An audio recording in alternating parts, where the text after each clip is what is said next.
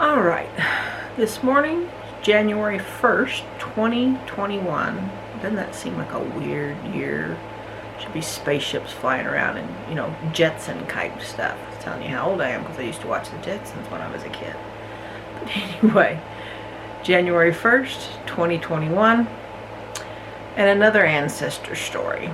This ancestor is Robert H. Davis. And he is my third great-grandfather. Now, I know a lot about him, but I don't know a lot about him. Because I know he was with 5 different women, at least. I have 3 marriage dates for the 2nd and the 4th and 5th wives. The first wife was Hannah Heilman. Well, I don't have a marriage date for them. They were probably married around 1843 in Illinois. They had 4 children. Letitia Jane, Mary Catherine, Elizabeth Ellen, Caroline. And then apparently Hannah dies. I'm not for sure what happens, possibly in childbirth with Caroline. But anyway, Hannah Heilman dies, or something. And then he marries a widow woman named Mrs. Martha Nash. I don't know what her maiden name was. She was a Nash when he married her. And it said she was widowed in the record. And that was in 1853. All of these marriages or children, spouses, were all in Illinois. Then third, and I've never found a marriage date for these 2 either, but is my ancestor, Mary Ann Taluma Hall, nicknamed Polly. They only had the 1 child that I'm aware of, Anna Susan Hall, who was my 2nd great-grandmother. But again, I can't find a marriage date, can't find anything to show that they were ever together, other than proximity and family interrelationships that I'll go over in just a little bit.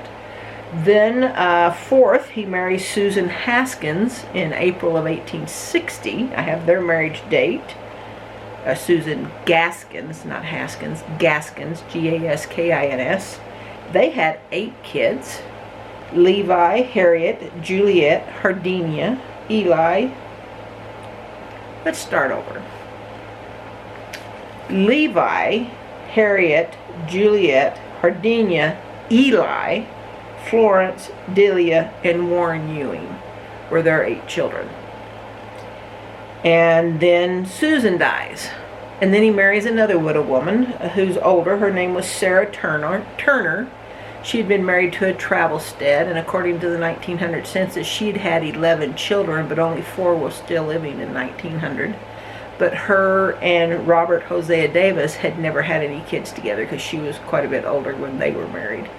So altogether, Robert has at least 13 children and at least 5 women that he was with from about 1843 until he dies. Now, Robert Hosey Davis was born on the 20th of November, 1825 in Wayne County, North Carolina. Move my camera this way just a hair. And then he died on the 15th of March, 1902 in Texas City in Saline County, Illinois. Now, he lived in this same area. They moved from North Carolina with his parents to Illinois around when he was about 3 years old. So in about 1827 or so. And they lived in the Union County, Illinois area. His parents were William Davis and Lavinia Hosey, and that's where Robert, of course, gets his middle name of Hosey, H-O-S-E-Y, is from his mom's maiden name. His dad was dead around, 1830, and his mom lived till about 1840. Robert was a pretty upstanding citizen from everything I've been able to find. He was a farmer. He had large land holdings. There was a history that I found, and let me pull that up here and then move this camera around here for just a minute while I read this. But it says It's the history of Gallatin, Salina, Hamilton, Franklin, and Williamson County, Illinois from 1887. This is Robert H. Davis, farmer, was born in 1824 in Wayne County, North Carolina, the youngest of 10 children, 3 of which are now living, and like I say, this book was done in 1887, of William and Lavinia Hosey Davis, the father of English-Irish descent, born about 1765 in Georgia. Left home at 22 and went to North Carolina, where he married. When our subject, Robert, was 3 years old, they went to Union County, Illinois, engaged in farming. But in 1828, finally settled in Alexander County, where he died 2 years later. The mother, of English origin, was born in North Carolina about 1775, and then lived with her daughter, Mrs. Cross, in Union County until her death in about 1840. Our subject, Robert, was after his father's death hired out to squatters to support the family until he was 18, when he married Hannah Heilman and settled 80 acres in Union County. Now, like I said, I know his first wife's name, I know their 4 children, but I cannot find an actual marriage date for him to Hannah. Excuse me. And they settled 80 acres in Union County. 2 of their 5 children are living. Now, like I said, I only know of 4 children, and so there must have been a child that died young that maybe missed census records or whatever. The 2 living in 1887 were Elizabeth, who is the wife of W. Marshall, and Mary, who is the wife of L. Pettinger. Now, Levi Pettinger. Now, remember that name because we're going to mention that name again.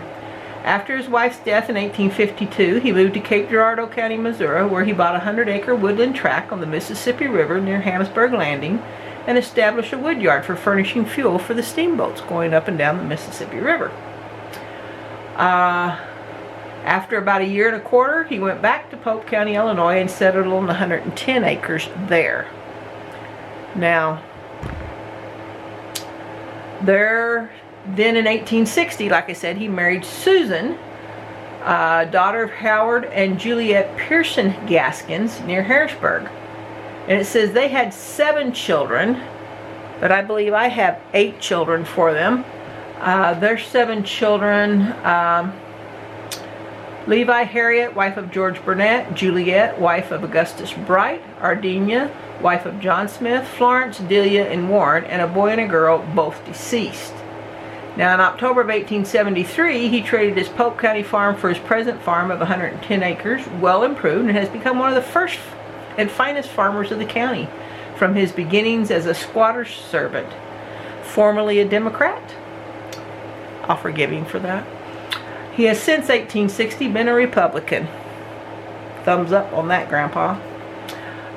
First voting for Cass. He also is a prohibitionist. In 1882, B. and Thomas Garner made him their manager for clearing and buying 7,000 acres worth of land, and he now has a charge of 700 acres for them, 65 acres of which are cleared. He has also loaned money for the Saline County Bank with the same success in managing as he has shown in his other enterprises. Now, that's a pretty cool, but he mentions in 1887, they mention Hannah Heilman, and they mention Susan Gaskins. Wife 1, wife 4. They don't say anything about Mrs. Martha Nash, the widow woman he was married to in 1853. By 1860, she's apparently deceased, or they're divorced or something. I can't find a record to prove that. They don't mention my 3rd great-grandmother, Mary Ann Taluma Hall, and their daughter, Anna Susan Hall. And then they mention Susan Gaskins, which we know he has at least 8 kids with. And I have a marriage date for her. And then he doesn't marry Mrs. Travelstead until I think that's 1898 before he marries her, so that's why she's not mentioned. So it mentions number 1 and number 4 wives, but it doesn't mention 2 and 3. And 2 I have a marriage date for, number 3 I don't, which is my line. So was it just a one-night fling? Because my grandmother, Anna Susan, was born in 1859, which would have been before he married Susan Gaskins. So, don't know what the circumstance was there. I'm still looking. I've been digging on this one for a while. Now, you say, how do you know Anna Susan's really his daughter? DNA. I've done DNA, and I'm 100% certain he's her dad, because my Anna Susan Davis's father she matches with the other known children of his. The children that are mentioned in this 1887 history for the counties where he lived. She's matching up DNA-wise. I'm matching up with those kids, their descendants. Here's a couple other things. Remember Anna Susan Davis, or Hall? Well, she went by Hall and Davis, so that makes you think they probably weren't married either. But she gets married for the first time to a Miles Giles Penninger. Now, remember I said that name a while ago. Her half-sister, Mary Davis, daughter of Hannah Heilman, the first wife, was married to Levi Penninger. Levi and Miles were brothers. They all lived in Union County. They all lived in the same area. Also, Mary and her husband, Mary Davis, and her husband, Levi Penninger, are buried in the Joyner Family Cemetery in Stone Fort, Illinois, which is kind of on the border of Pope and Salina. It kind of crosses both borders. And the Joyners were in-laws to Mary Ann Taluma Polly Hall, my third great-grandmother, Anna Susan's mom. So the Joyners, the Penningers, the Davises, the Halls, they all live around that Stone Fort area, excuse me, in southern Illinois. So now, DNA's matching up with these people. I'm matching up with Joyners, so I know, who her mom is, and I know, the surname's Hall. There could be lots of those, and there is. But I've been able to find her parents and a number of siblings for her, and my DNA matches up with descendants of those siblings, with the Davis and Halls, with the Joyners, with the Penningers. My DNA's matching up. So I know that Robert Hosea Davis, and Mary Ann Taluma Polly Hall were my Anna Susan's parents. And when Anna Susan married Miles Penninger in 1878, she lists her parents as Robert Davis and Polly Hall on that marriage record. She marries my grandfather, second great-grandfather, John Henry Floyd, in 1885. And she says she's a Hall in that one, but she was a Davis in the first marriage. But I know it's the same people, because she lists her mom on that one, but she doesn't list her dad on that one. Weird stuff, which again makes me think they probably weren't married. My third great-grandparents, Robert Hosey Davis and Mary Ann Taluma Polly Hall, probably weren't married. Had this one child. Circumstances, I do not know. But my DNA matches up with all these people. I would love to find a picture of Robert Hosey Davis, and even one of Mary Ann Polly Taluma Hall. But so far I don't have one. I don't even know when Mary Ann Taluma Hall died. I know she's still alive in 1885, but then she just disappears after that. I do have a picture of Robert Hosea Davis's tombstone. He's buried in the Poplar Church Cemetery in Omaha and Gallatin County, Illinois. And I do have a picture of his tombstone, but not a picture of him. He didn't die till 1902, so I would like to think that there's a picture of him somewhere. And so I keep looking for descendants and hoping one of them will have a picture somewhere and know more of the story, because some hanky-panky was going on somewhere. Now, another little story with Robert here. He had a son named Eli. That, I believe it was Eli. Let me click out of here real quick and click on Eli. The story for his son Eli is, come on, sometimes it goes really slow. I don't have the story. Supposedly he went outside to play, probably about 7 or 8 years old, somewhere right in there, and then just disappeared. So, I mean, they lived on the river, on the Ohio River, and a lot of smaller rivers and creeks along through there. It could be he went out to play and maybe fell in the river or one of the creeks or streams around there and drowned, and body floated away. But he disappeared when he was 7 or 8 years old, which is sad. So we don't know when he died for certain. My Anna Susan, my second great-grandmother,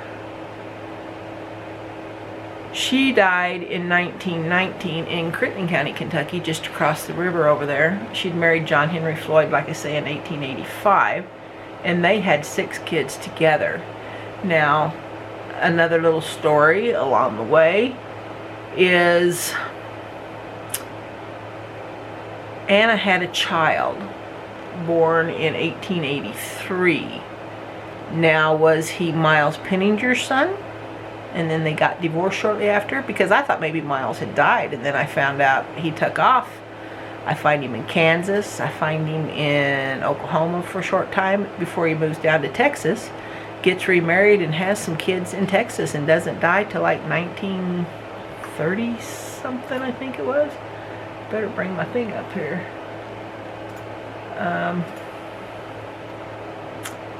Let's see, when did he die? Yeah, 1931 in Beaumont, Texas. 31. And he had 3 girls after he married his second wife. So, was her son John Franklin Miles's son? She didn't raise him. She had him for a short time, and then Lewis Durfee and Mary Parker take him to raise as their son because they never had any children together.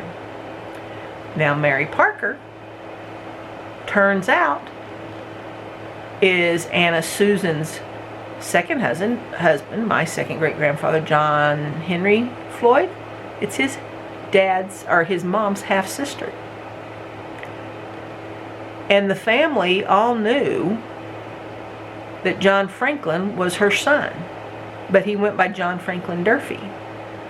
So as you can see, when you are looking for your family tree and you're searching through all this stuff, you just find all kinds of interesting twists and turns and trees that don't branch and trees that splitter off and just go all kinds of ways. But with DNA, I proved that John Franklin is her son. DNA, I'm matching up with his descendants, and he's definitely Anna's son. But I haven't been able to figure out if he is really Lewis Durfee's, because Lewis Durfee supposedly never had any children. Was he Miles Penninger's? I know Miles Penninger had 3 daughters after he ended up in Texas. After he left Anna Susan, was there a divorce? What was going on? But I haven't been able to find any of their descendants to see if there's one of them we can do DNA with to check and see if John Franklin Durfee is Miles Penninger's son, or whose son was he, for sure. We know his mom is Anna Susan Davis, because we got DNA matches for that. So, oh, what a tangled web we weave when first we practice to deceive. Now, my grandmother did have no clue that John Franklin Durfee was her mom's half-brother. But when I talked to some of my grandmother's cousins, she called them her own cousins if they were first cousins. When I talked to some of her own cousins, 3 different ones told me about John Franklin Durfee. And then one of my grandmother's aunts was still alive. When I went to visit her, I visited her 2 or 3 different times after she was 95 years old. Last time I visited her, she was 101, still lived in her own home. Very clear. She remembered Anna Susan, and she told me all about John Franklin. She says, but she didn't know who his daddy was either, but she knew all about him because her husband used to go over and work for him in the summers, helping him with his crops, because he was a huge farmer over there in southern Illinois, John Franklin was.